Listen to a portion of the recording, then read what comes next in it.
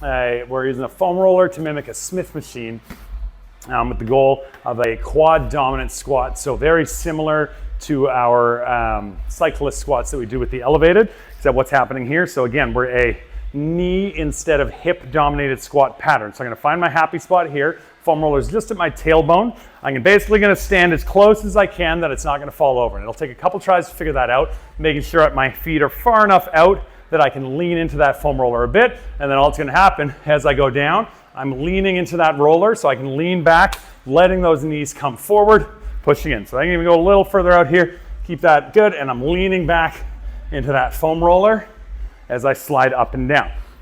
The way we'll typically utilize these is with the goal of kind of like quad failure, kind of like an AMRAP on those guys. So I'm looking for that sort of speed, staying against it, and then better yet, not ever quite fully extending if I really want that burn. So rather than standing and resetting, use a cyclist squat. For these guys, what we're gonna be doing is, again, knees forward, not quite going all the way up tall, pushing through the floor, leaning in to that roller the whole time until I get a good burn in those quads.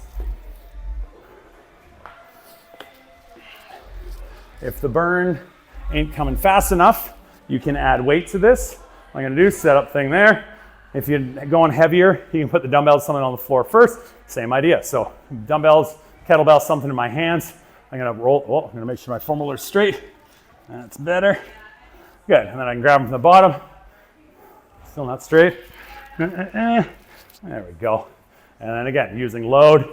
Now I can go through that same motion, leaning into that roller, even leaning back a little bit, and not quite fully standing up tall. Woo.